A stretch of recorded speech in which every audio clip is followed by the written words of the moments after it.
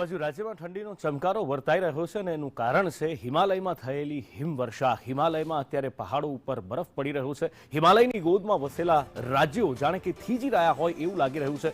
કાશ્મીરમાં 0 ડિગ્રીની નીચે તાપમાન પહોંચી ગયું છે। શ્રીનગરમાં -2.8 ટેમ્પરેચર નોંધાયું। સામાન્યથી આ તાપમાન 2.9 ડિગ્રી ઓછું છે। કાઝીગુંડમાં -2.3 ડિગ્રી તાપમાન નોંધાયું। પહેલગામમાં -3.5 ડિગ્રી, ગુલમર્ગમાં 0 ડિગ્રી તાપમાન નોંધાયું। 30 નવેમ્બર પછી તાપમાનમાં હજી પણ વધારે ઘટાડો થવાની શક્યતા છે અને હિમાલયમાં જે બરફવર્ષા થઈ રહી છે એના કારણે સીધા જે પવનો છે એ મેદાની રાજ્યો તરફ આવતા હોય છે। પંજાબ, હરિયાણા, રાજસ્થાન થઈ અને આ ઠંડા પવનો ગુજરાત સુધી પહોંચતા હોય છે ત્યારે પંજાબ, હરિયાણા, રાજસ્થાનમાં પણ ઠંડીનો પ્રકોપ વર્તાઈ રહ્યો છે। પંજાબના ફરીદકોટમાં 7 ડિગ્રી ટેમ્પરેચર નોંધાયું। હરિયાણાના હિસારમાં 7.4 ડિગ્રી, દિલ્હીમાં 8 અને 10 ડિગ્રીની વચ્ચે તાપમાન નોંધાયું હતું।